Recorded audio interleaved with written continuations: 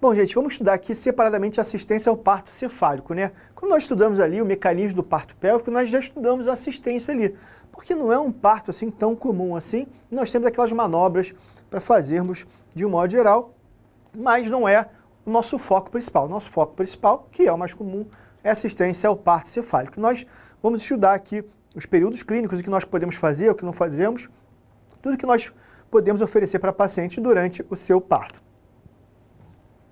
E começamos o nosso estudo pelos períodos clínicos do trabalho de parto. E nós temos aqui um período chamado premonitório, que é o período que vem antes do trabalho de parto propriamente dito. Alguns chamam de pródromo de trabalho de parto ou fase latente do trabalho de parto. O que é isso? É que a paciente tem percepção de contrações, perda do tampão mucoso. O que é isso? Quando o colo uterino abre um pouquinho, existe um muco ali dentro, que nós chamamos de tampão mucoso, que acaba saindo, ele é meio amarronzado, bastante grosso, e a paciente refere essa saída de secreção amarronzada, amarelada, grossa. Isso significa que o colo abriu um pouquinho. Só que isso não significa que ela está em trabalho de parto. É uma ausência, porque nesse contexto aqui nós temos a ausência de dilatação progressiva e rápida do colo. O colo vai dilatando de forma muito vagarosa. Então isso aqui não é um período clínico do trabalho de parto. Mas nós precisamos estudar junto, por quê? Essa é uma das partes mais difíceis que nós temos para lidar com a paciente. Por quê? Ela tem contração, a paciente tem dor sim, só que essa dor não é suficiente para abrir o colo ainda. Ela não está ainda em trabalho de parto. Então ela vai chegar lá com contrações efetivas ali, né? Não com o número que a gente gostaria, mas um pouco efetivas, e uma dilatação cervical muito pequena ali, né? Colo fechado, colo 1 centímetro, 2 centímetros, mas ela sente dor. Então essa é uma parte difícil de lidar na prática clínica, porque de um modo geral o que nós devemos fazer é orientar a paciente que ela deve aguardar algumas horas, às vezes até dias, para ver se ela entra em trabalho de parto, para aguardar que ela entre em trabalho de parto. Mas ela sente dor. Então incomoda muito essa parte e nós precisamos entender a paciente nesse momento. Mas aí quando ela entra em trabalho de parto propriamente dito, ela vai para o período de dilatação. E como é que eu vou ter certeza que ela está no trabalho de parto propriamente dito, que ela não está ali no período premonitório? Eu tenho um critério diagnóstico para isso. Eu tenho que ter contrações uterinas regulares, pelo menos 2 contrações em 10 minutos, e a gente considera uma contração eficaz ali em torno de pelo menos 40 segundos de duração, e uma dilatação cervical, que os autores falam entre 3 e 5 centímetros, mas o Ministério da Saúde considera que uma dilatação cervical no mínimo de 4 centímetros. Então, como é que eu diferencio meu período de dilatação do meu período premonitório? É aquela paciente que tem uma contração em 10 minutos, até pode ser uma contração duradoura, mas apenas uma contração em 10 minutos e colo de 2 centímetros. O que é isso? Período premonitório de trabalho de parto. Aí você pede para ela ficar sentadinha ali na cadeira, depois de 3 horas ela tem 5 centímetros de dilatação, 2 contrações em 10 minutos. Fechei meu diagnóstico de trabalho de parto, ela saiu ali do período premonitório e entrou no período de dilatação. O período de dilatação dura em torno de 10 a 12 horas em nulíparas e de 6 a 8 horas em multíparas, ou seja, quanto maior o número de partos, mais favorável, né, mais rápido é o período de dilatação. O período expulsivo, né, chamado segundo período, eu chego a esse diagnóstico quando eu tenho a dilatação total. Então eu começo aquela dilatação a partir de 4 centímetros, primeiro diagnóstico faz dilatação, aí quando eu chego a dilatação total, que são 10 centímetros, eu estou no meu período expulsivo. Eu fico nesse período até a expulsão total do feto, até o fetinho sair. E aí eu tenho as contrações uterinas máximas, né? Nós já vimos isso na parte do motor, que eu chego até 5 contrações em 10 minutos nesse período. O período expulsivo é considerado prolongado quando maior do que 1 hora. Eu boto um asterisco aqui do lado, porque isso aqui sempre foi um conceito clássico, né? Período expulsivo maior que 1 hora, nós consideramos ali ele prolongado. Alguns autores colocavam assim, mas se for nulípara a gente pode aceitar até 2 horas, e o conceito mais atual é que se o período expulsivo não está levando a sofrimento fetal, mesmo que ele dure mais que 1 hora, você pode acompanhar o trabalho de parto. Então cuidado com isso. Quando nós formos ver lá as alterações do partograma, nós vamos ver lá o período pélvico prolongado, que a definição é justamente essa. É um período expulsivo maior do que 1 hora. Mas você pode ter um período pélvico prolongado e continuar a assistência ao parto sem qualquer tipo de intervenção. Cuidado que esse conceito está mudando atualmente. Depois que sai o bebê, tem que sair o quê? Sair a placenta, né? É o secundamento, que é desde o descolamento da placenta até a expulsão total da mesma, e ele é considerado prolongado se maior do que 30 minutos. A placenta pode sair no mecanismo de Baudelock-Schultz, que ela sai tipo um guarda-chuva, ou Baudelock-Duncan, em que ela sai de lado aqui escorregando. Nessa parte, nessa forma aqui, ela sai com a face fetal toda exposta para o colo uterino, e aqui ela sai lateralizada. Uma decorebinha boba, mas que vez ou outra cai em prova. O quarto período clínico, né, nem todos os autores consideram ele, mas a maioria sim, é o chamado período de Greenberg, e ele vai desde o final do secundamento até 1 hora após o parto.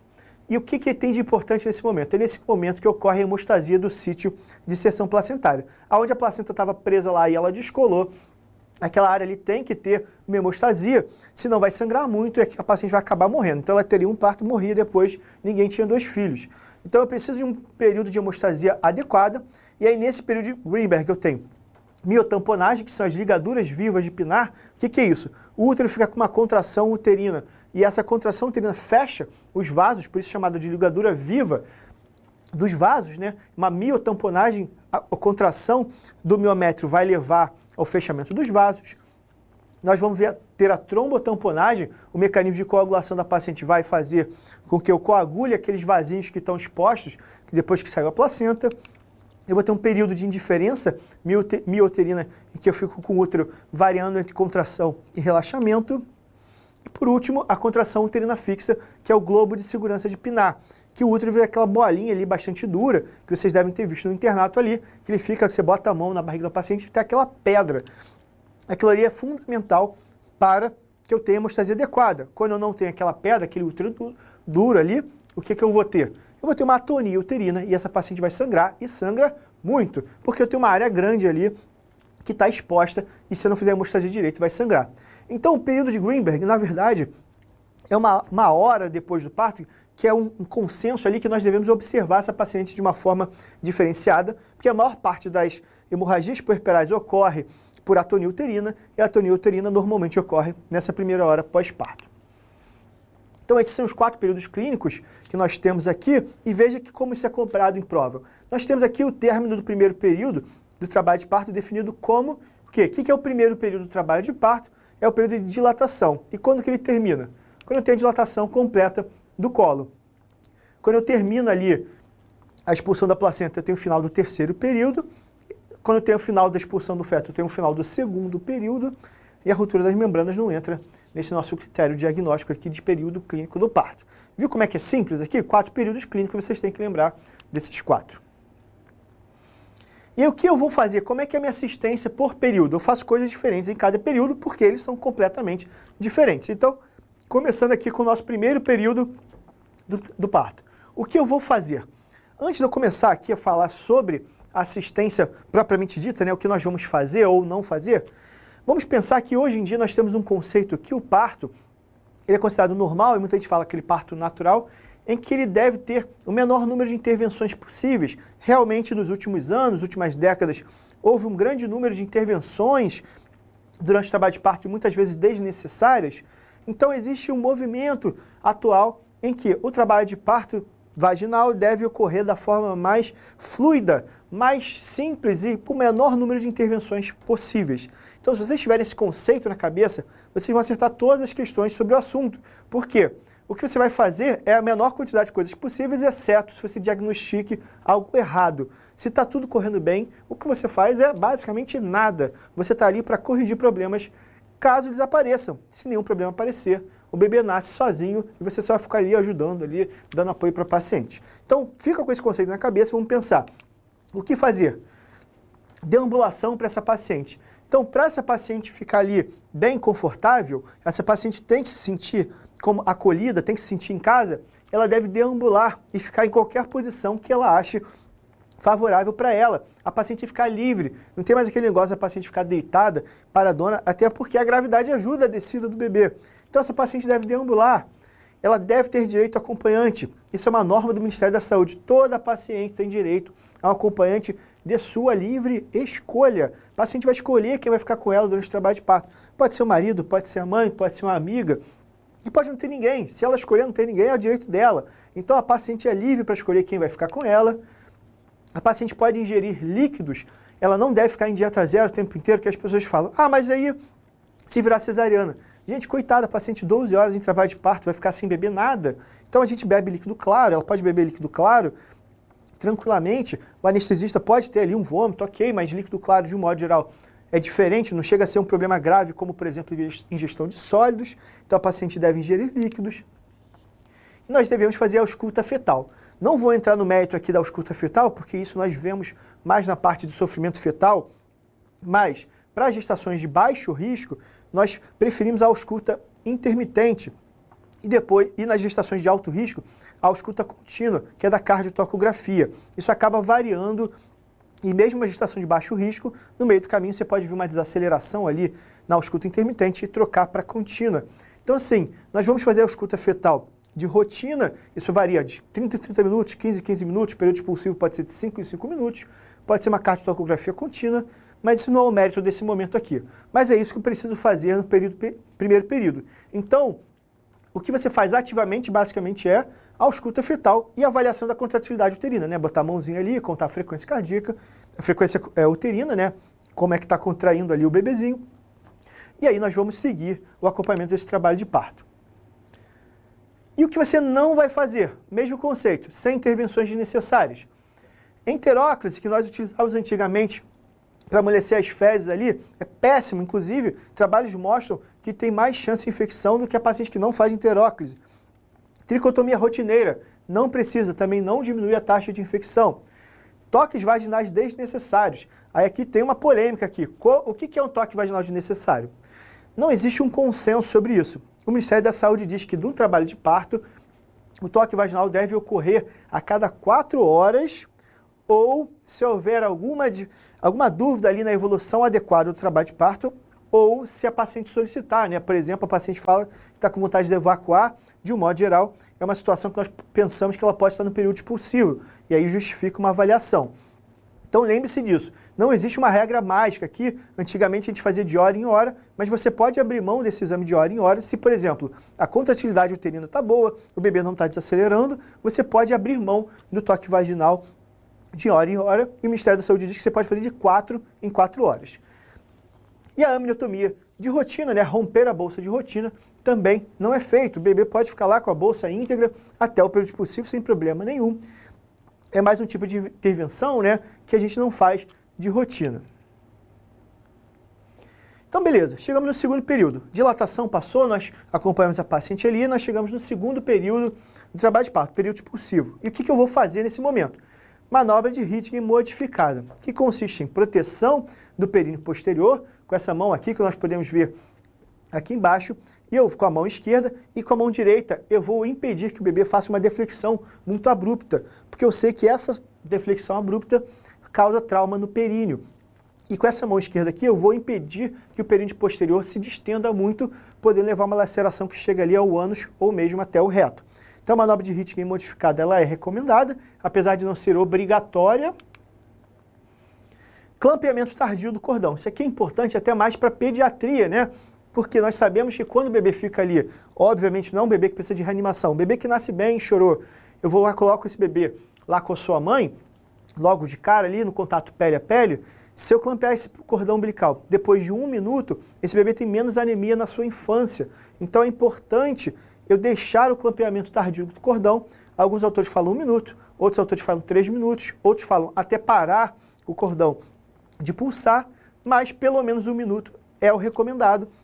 Isso é bom para o bebezinho, o pediatra vai ficar feliz com a gente quando nós fazemos o clampeamento tardio do cordão.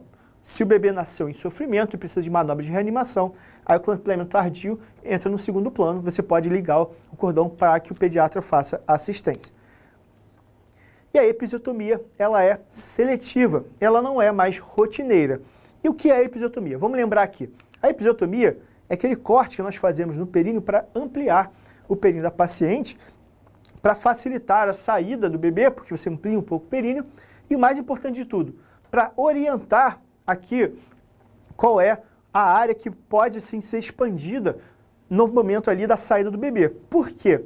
Porque quando o bebê sai, eu posso ter ali uma laceração para qualquer lado. Então eu posso ter uma laceração aqui paruretral, posso ter uma laceração aqui posterior, mas pode ser uma laceração que correu e chegou ali no esfíncter anal.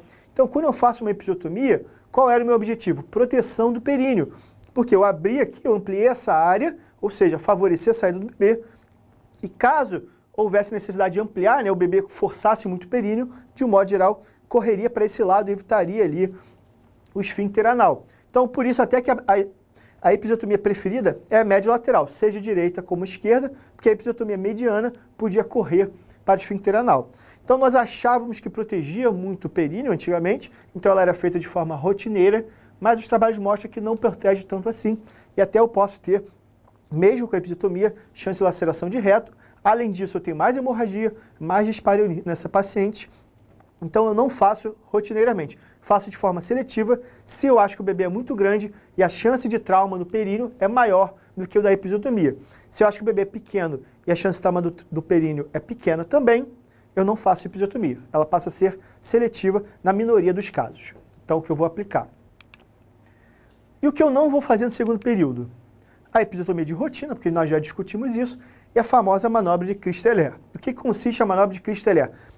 Consiste em pressão no fundo uterino, que as pessoas normalmente fazem com o cotovelo, que vai empurrar o bebê para baixo quando ele está ali no período expulsivo. Isso aí sempre cai em prova. Esse é aquele tipo de epônimo que você tem que decorar para nunca marcar. Nunca vai ser a sua resposta, porque não é uma manobra recomendada na prática obstétrica, porque eu tenho chance de ruptura uterina e também de laceração hepática, porque é uma grosseria a manobra de Christeler, que a pessoa vai empurrando ali grosseiramente. Então, vez ou outra, pergunta ali qual é a conduta recomendada, sairia uma manobra de Christeler, que não é a resposta da questão. E também, quando eu estou ali no segundo período, né, no período expulsivo, pode sair a cabeça do bebê, e eu tenho um problema grave na obstetrícia, que é a famosa distócia de espados. O que é isso? Sai a cabeça do bebê, mas o ombro fica impactado, o ombro não sai. É um terror, né, um desespero, correria para todos os lados, mas nós obstetras temos que saber resolver esse problema. Então, vamos lá. A distócia de espadas, que o ombro ficou impactado, eu começo tentando reverter essa distócia com a manobra de Mack-Roberts. Então, vamos olhar aqui o que é a distócia de espada. Saiu a cabeça, mas o ombro ficou impactado aqui, normalmente no pub da paciente. Então, eu vou fazer uma flexão da coxa da mãe sobre o seu abdômen, né? Então, a manobra de Mack-Roberts é essa aqui, e ela está em conjunto aqui com a pressão suprapúbica, que é a nossa segunda manobra aqui, que eu vou mostrar, também chamada de manobra de Rubin 1, em que eu vou apertar na região suprapúbica da gestante com a mão ali, para que eu faça aqui uma redução do diâmetro do ombro do bebê. Isso favorece a saída do bebê. Então eu faço manobra de Mack-Roberts, né? Flexão da coxa sobre o abdômen, pressão suprapúbica para diminuir o diâmetro biacromial desse bebezinho. Então, essas duas manobras juntas, pressão suprapúbica e Mack-Roberts, resolvem 90% das distócias de espadas. Então, essas manobras são as mais importantes, são chamadas de manobras de primeira linha na correção de distócia de espadas. E aí não deu certo, fiz as duas, não deu certo, eu vou para as manobras de segunda linha, que são as manobras rotacionais inicialmente, que é a manobra de Woods e manobra de Rubin 1. Na manobra de Woods, eu coloco a mão aqui no ombro posterior, mas na face anterior, então eu coloco a mão no ombro aqui e rodo o bebê, faço uma rotação do bebezinho para ele sair. E na manobra de Rubin 2, eu vou colocar a mão na face posterior do ombro anterior e vou empurrar o bebê. Então elas são similares, só que a manobra de Woods eu coloco a mão na clavícula do bebê e eu tenho mais chance de fratura de clavícula, mas de um modo geral são manobras rotacionais para eu fazer uma espiral e fazer com que o bebezinho saia. E temos também a manobra de Jacquemin. Se eu tentei rodar o bebezinho e ele não sai, eu vou tentar pegar o ombro, o bracinho do bebê e tentar rodar para que justamente aqui o bebê que está impactado aqui, eu diminua o diâmetro biacromial quando eu faço essa rotação aqui do ombro. É óbvio que eu tenho chance de fratura de húmero nessa manobra.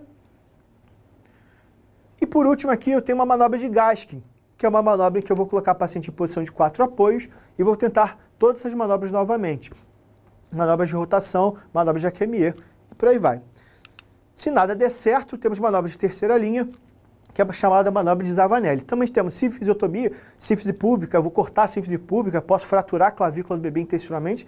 Temos uma grosseria aí da obstetrícia, que de modo parece mais ortopedia do que obstetrícia, mas o que você precisa saber para a prova, basicamente é a manobra de Zavanelli, que consiste em empurrar a apresentação, né? Vou tentar empurrar a apresentação e fazer uma cesariana.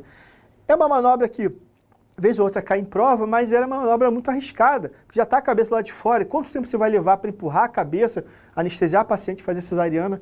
Muito complexo isso aqui, mas está escrito no livro que dá para fazer. Então lembre-se desse epônimo aqui, que é a manobra de Zavanelli. No terceiro período, o que eu vou fazer no terceiro período?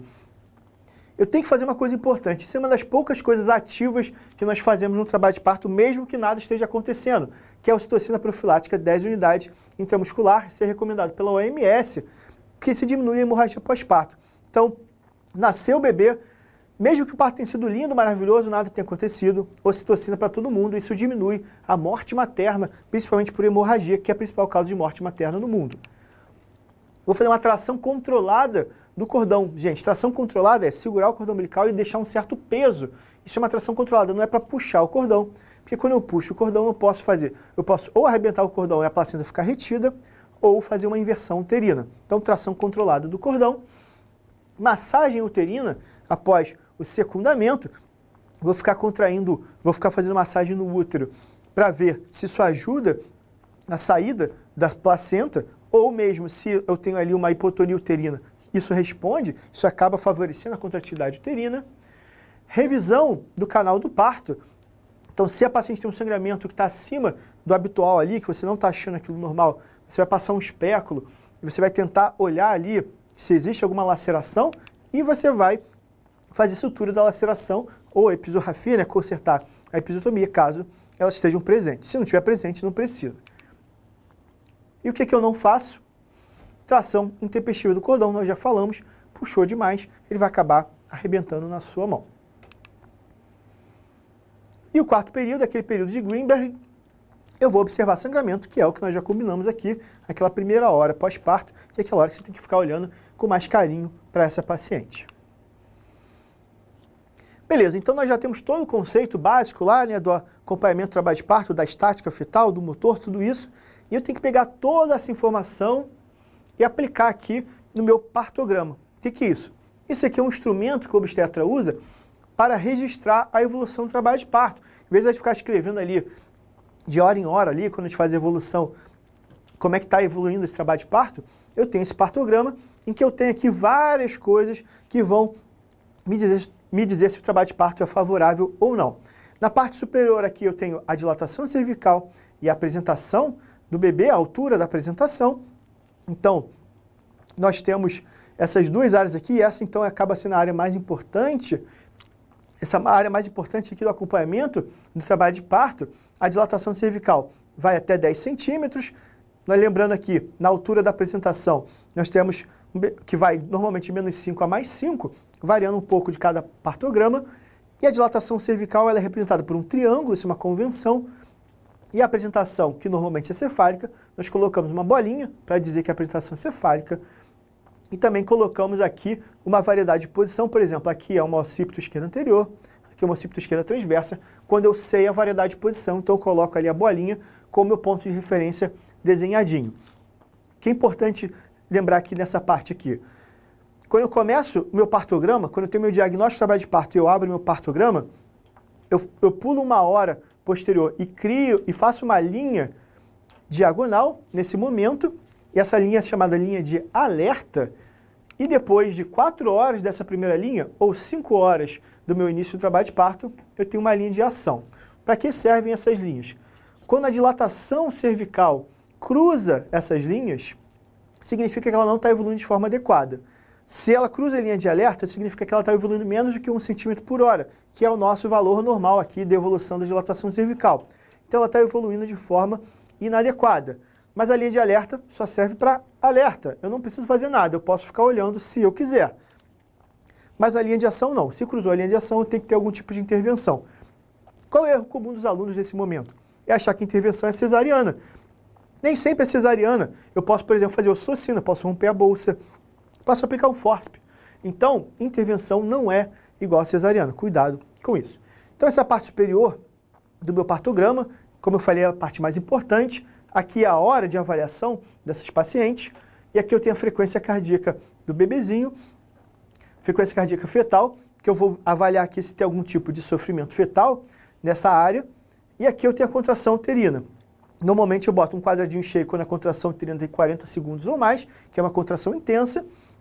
Temos aqui essa rachada aqui, né, no meio, quando eu tenho uma contração moderada, e branco, obviamente, não tem contração. Aqui eu digo se a bolsa amniótica está íntegra ou rota, o I é íntegra, R é rota, se o líquido é claro ou meconial, que seria um possível sinal de sofrimento, e qualquer tipo de intervenção, fluido, medicamento, anestesia, eu tenho que escrever nessa área, e se a paciente usa ocitocina, isso é tão comum que a gente até coloca um quadradinho especial aqui para dizer a quantidade de ocitocina. Então esse aqui é o resumo do nosso partograma, e a partir dele nós vamos fazer o diagnóstico de quê? De trabalho de parto que não está evoluindo de forma adequada ou até mesmo de um trabalho de parto que está evoluindo bem. Então vamos lá. Qual é o meu primeiro diagnóstico de um trabalho de parto que não está evoluindo de forma adequada? É quando eu tenho uma fase ativa prolongada, quando eu tenho uma dilatação cervical menor do que 1 centímetro por hora. Então como é que eu vou ter um exemplo aqui? Eu tenho aqui um trabalho de parto, né, que começou aqui, um triângulozinho seguindo aqui, beleza? E aí vê que o triângulozinho, ó, vai subindo devagarzinho aqui, menor do que 1 centímetro por hora. Veja que ele evolui alguma coisa, mas evolui muito pouco. Então, isso é uma chamada fase ativa prolongada. De um modo geral, a fase ativa prolongada está associada ao quê? Ao motor ineficaz, uma contratividade uterina ineficiente, e eu posso colocar ali uma ocitocina, posso romper a bolsa. Nós já vimos as medidas para tentar melhorar a contratilidade uterina. Depois disso, ali na fase de dilatação, eu tenho um diagnóstico de parada secundária da dilatação. Quando eu tenho a dilatação cervical mantida num período de 2 horas, num intervalo de 2 horas. Então vamos lá, começou a dilatação cervical e aí depois vem lá, a dilatação cervical empaca aqui, ó, fica totalmente igual, com intervalo de 2 horas, né, com intervalo de 2 horas entre os exames, e de um modo geral, a banca sempre coloca aqui uma apresentação cefálica, uma apresentação que fica impactada também. Por que que ela faz isso? Ela faz isso para te ajudar. Por quê? A parada secundária da dilatação, ela normalmente ocorre por uma desproporção cefalopélvica, seja ela absoluta, quando o bebê é maior do que a pelve materna, seja ela relativa, quando eu tenho ali uma deflexão, quando eu tenho uma variedade de posição posterior, que também é pior para um parto vaginal. Então eu tenho uma dilatação cervical que empaca e um bebê que, por exemplo, não passa do plano zero de Delis, ou então um bebê que nem insinua, dizendo ali para a gente que o bebê é muito grande, eu tenho uma desproporção cefalopélvica. Partindo agora para o período expulsivo, eu posso ter um período pélvico prolongado, que é a descida lenta do período expulsivo, né, a descida lenta da apresentação. Então vamos lá, foi a dilatação cervical seguindo aqui, cheguei no período expulsivo, né, dilatação total. Só que você vai ver que o bebezinho, ó, vai descendo devagarzinho aqui, tá descendo, não tá? Mas tá bem devagar. Por quê? Já passou de 1 hora, então eu tenho um período pélvico prolongado. Causa do período pélvico prolongado também é um motor ineficiente. A contratividade uterina não está sendo eficaz, eu posso tentar corrigir, mas qual é a vantagem do período pélvico prolongado em relação à fase ativa prolongada? Aqui, como eu tenho dilatação total, eu posso aplicar um fórceps, por exemplo, e abreviar o período expulsivo. E por último, parada secundária da descida é a altura igual após 1 hora de período expulsivo. E aí nós vamos ter aqui, mais uma vez, a nossa paciente chegando no período expulsivo. Nós vamos ter a altura da apresentação exatamente igual com o intervalo de 1 hora. Ou seja, a apresentação empacou. Empacou ali no período expulsivo. Isso aqui está associado, normalmente, também a uma desproporção cefalopélvica absoluta ou relativa. Então, se for absoluto, o bebê está muito alto, acima do plano zero de Delis, não tem como aplicar fórceps, a conduta vai ser cesariana. Mas se eu tenho um bebezinho baixo aqui, por exemplo, uma variedade de posição posterior ou uma esquerda transversa, eu posso aplicar um fórceps e rodar o bebê, ou mesmo tentar ajudar com o fórceps Simpson para ver se ele sai. Então, a parada secundária da descida tem esse conceito aqui da cabeça que ficou emperrada, diferenciando ali do período pélvico prolongado, que a cabeça vai descendo devagarzinho, mas está descendo alguma coisa. Então, resumindo aqui os nossos 4 problemas de bebês que acabam não nascendo no meu partograma, eu tenho aqui, na verdade, 2 diagnósticos que vocês têm que pensar. Então, vocês se enrolam muito nesse raciocínio aqui, mas você não precisa. Por que 2 diagnósticos, Guilherme? Porque quando eu estou falando da fase de dilatação, eu só tenho a fase ativa prolongada e parada secundária da dilatação. Porque os outros 2 diagnósticos estão no período expulsivo. Então, quando eu pego o partograma, eu vejo qual fase eu estou, dilatação ou período expulsivo, eu só tenho 2 diagnósticos para ele. E, além disso, eles são bastante similares. A fase ativa prolongada, ela é similar ao período pélvico prolongado, que é o motor ineficiente. É o motor ineficiente na fase de dilatação, motor ineficiente no período expulsivo. E as paradas secundárias também são similares. a parada secundária de dilatação é similar à parada secundária da descida.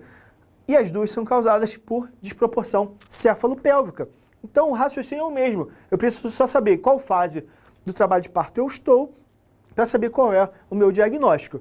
Nas paradas secundárias, as coisas empacam. Aqui empaca a dilatação, aqui empaca a descida da apresentação. E nas outras, eu tenho ali um período prolongado, né? A dilatação prolongada e descida prolongada. É simples assim. Não é tão complexo quanto parece. De acordo com o partograma, qual é o diagnóstico e conduta? Então vamos direto para o partograma aqui. Então o que eu tenho? Uma dilatação cervical que vai subindo aqui tranquilo e chegou o quê? No período expulsivo. Eu tenho uma altura da apresentação que vai descendo, descendo e chegamos aqui no plano 0 de Deli, ali 0 para mais 1. O bebê não está em sofrimento e tem contração uterina aqui, ó, 3 contrações e meia aqui, 3 contrações em 10 minutos. Então, eu tenho aqui uma contração, ok. Qual é o meu diagnóstico? Gente, qual é o diagnóstico aqui? Evolução normal do trabalho de parto. Cuidado com essa pegadinha da obstetrícia. Várias vezes vocês vão ver que a resposta é, nada acontece, o trabalho de parto está normal. Agora, por que a gente vai matar as outras aqui? Parada secundária da descida. Não, eu teria que ter ali 2 exames iguais com a mesma altura da apresentação. Eu tinha acabado de chegar no período expulsivo, eu nem tinha 2 intervalos no período expulsivo. Parada secundária da dilatação. Eu estava no período expulsivo, não tem como ter parada secundária da dilatação. Então eu já mato a letra C e D. E a fase ativa prolongada também é um diagnóstico da fase de dilatação e não do período expulsivo. Veja como eu entendendo ali os meus diagnósticos eu consigo anular e melhorar aqui a minha opção de resposta. Mais uma questão aqui. Analise o partograma a seguir sobre a apresentação fetal e diagnóstico, o que podemos afirmar, respectivamente. Então nós temos aqui uma paciente que vinha aqui com uma dilatação cervical até meio emperrada aqui, mas que foi para o período expulsivo. Então eu estou no período expulsivo. Só que a apresentação empacou aqui. Veja que a altura está igual em 2 intervalos diferentes. Deu uma descidinha aqui. Agora, na última hora, não mudou nada a apresentação. E não mudou nada próximo ao plano 0 de Deli, que eu sei que é o local mais comum que os bebês acabam empacando mesmo. Mas veja aqui a minha representação gráfica. O que é isso? Eu tenho aqui, gente, um losango, que é o meu bregma. Ou seja, eu tenho uma deflexão de primeiro grau. Quando eu tenho uma deflexão de primeiro grau, eu tenho uma chance maior de uma desproporção cefalopélvica do tipo relativa. O bebê podia até ser pequeno, mas como ele está defletido, o seu diâmetro está muito grande para aquela pelve, o bebê acaba não nascendo. Então, nesse caso aqui, eu tenho uma deflexão de primeiro grau e o que? Uma parada secundária da descida. Empacou ali no período expulsivo. Por que não é parada secundária da dilatação? Isso ocorre na fase de dilatação. Fase ativa prolongada mesma coisa. Período pélvico prolongado, eu teria que ter uma descida lenta da apresentação, ela acabou empacando. E só para a gente lembrar aqui, o parto tactócito é aquele parto que é fácil de diagnóstico, porque tudo ocorre em 4 horas, né? Dilatação, descida da apresentação, expulsão no intervalo de 4 horas. Mas o que diferencia um parto tactócito dos outros diagnósticos que nós fizemos ali do trabalho de parto? Porque o parto tactócito, o bebê já nasceu, ele foi expulso, ele saiu igual um turbilhão e saiu. Enquanto todas as outras situações que nós já discutimos, elas, na verdade, resultam em situações que o bebê não nasce, é um bebê que empacou ali no trabalho de parto e eu preciso resolver a vida dele. Esse bebê aqui já nasceu. Então, se você tem esse diagnóstico, que o bebê já nasceu, não pode ser nenhuma parada aqui de evolução do trabalho de parto. E aí nós chegamos a algumas conclusões de que a cesariana vai ser a melhor conduta, principalmente nas desproporções cefalopélvicas, né? Então vamos falar aqui rapidinho da cesariana. Ela consiste na abertura da parede abdominal e da parede uterina para a extração do feto, e as indicações mais comuns são falha de progressão durante o trabalho de parto, acabamos de discutir isso nos nossos problemas ali de evolução do trabalho de parto, e estereotomia prévia, a paciente que tem 2 cesarianas ou mais, ou uma cesariana longitudinal, que hoje em dia a gente não utiliza mais de rotina, elas têm um risco aumentado de ruptura uterina se elas entram em trabalho de parto. Então essas pacientes têm indicação de cesariana. A apresentação fetal anômala, a apresentação pélvica nós já conversamos, a apresentação córnica aí sim tem que ser cesariana. E sofrimento fetal, se está ali durante o trabalho de parto, longe do período expulsivo, o bebê entra em sofrimento, você tem uma indicação de cesariana. Algumas indicações são absolutas e outras são relativas, né? Pensando aqui nas absolutas, desproporção cefalopélvica, e aí vocês vão lembrar que as indicações de cesariana são parecidas com aquela contraindicação indução do parto vaginal. Então, desproporção cefalopélvica, placenta prévia total, isso é um clássico de prova. Mesmo que o feto esteja morto, não tem como ele passar pela placenta, gente. Quando eu começar a abrir, o colo uterino vai começar a sangrar muito, e essa paciente pode sanguinar ali, isso não é legal. Então, placenta prévia total é uma indicação absoluta de cesariana. Herpes genital ativo, condilomatose extensa, principalmente quando obstrui o canal do parto.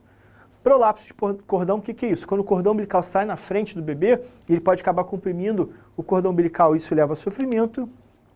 E morte materna com feto vivo, você vai fazer tanto para salvar o feto, mas também para melhorar ali a circulação sanguínea. Essas são indicações absolutas de cesariana. E temos algumas relativas, por exemplo, HIV positivo, nós temos várias indicações de cesariana, mas nós sabemos que se a carga viral for menor do que 1000 cópias e a paciente fez o tratamento adequado na gravidez, ela pode ser parto vaginal.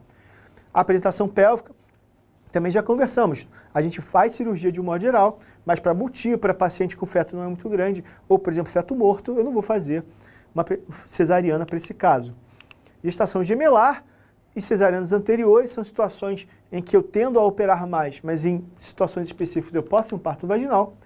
E pré-eclâmpsia, restrição de crescimento do fetal, nós podemos ter situações muito graves que eu preciso de interrupção imediata, ou situações menos graves em que eu preciso que eu posso ter um certo tempo ali para induzir o parto. Por isso as indicações são relativas. As questões de prova basicamente versam sobre isso, né? Indicações absolutas e indicações relativas de cesariana.